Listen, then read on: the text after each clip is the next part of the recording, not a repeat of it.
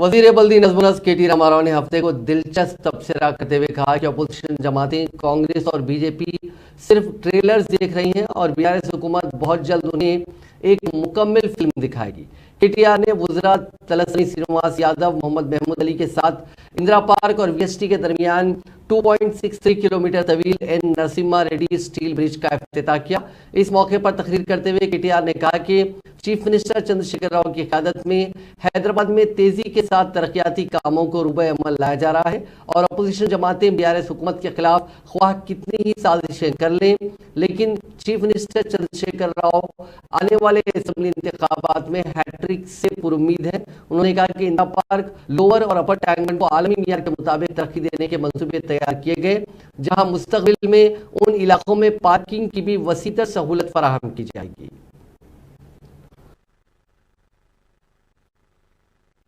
ఈ బ్రిడ్జ్ కు పేరు పెట్టాలి అని ఆలోచించినప్పుడు గౌరవ ముఖ్యమంత్రి గారు కేసీఆర్ గారు స్వయంగా చెప్పినారు. స్వర్గీయ నాయని నరసింహారెడ్డి గారు మొట్టమొదటిసారిగా 1978లో ముషీరాబాద్ నుంచి శాసనసభ్యుడిగా అప్పటి కార్మిక శాఖ మంత్రి అంజయ్య గారిని, ఇంకా అదే విధంగా మరొక కార్మిక నాయకుడు సంజీవ్ రెడ్డి గారిని ఓడించి ఇక్కడ నుంచి మొదటిసారి ఎమ్మెల్యే అయినారు. తర్వాత మళ్ళీ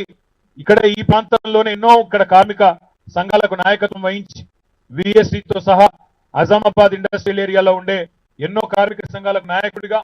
కార్మిక పక్షపాతిగా ఎల్లవేళలా పనిచేసిన వ్యక్తి నాయని నరసింహారెడ్డి గారు. అందుకే గౌరవ ముఖ్యమంత్రి కేసీఆర్ గారు స్వయంగా ఆయనే మాకు మా శాఖకు ఆదేశం ఇవ్వడం జరిగింది. ఏ నాయని నరసింహారెడ్డి గారు అయితే 2001 నుంచి కేసీఆర్ గారికి ఒక పెద్దన్నగా ఉండి ఉద్యమంలో ఆయనకు ఎప్పటికప్పుడు అండగా నిలబడ్డారో, ఏ నాయకుడైతే మరి ఈ ప్రాంతంలో కార్మికులకు కూడా అండగా నిలబడ్డారో,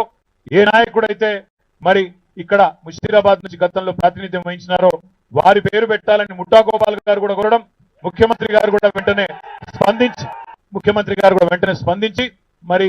ఈ పేరే పెట్టండి, నాయని నరసింహారెడ్డి గారి పేరు పెడితే సముచితంగా ఉంటుందని చెప్పి వారు చెప్పడం, తెలంగాణ తొలి హోంమంత్రిగా ఒక కార్మిక నాయకుడిగా ఈ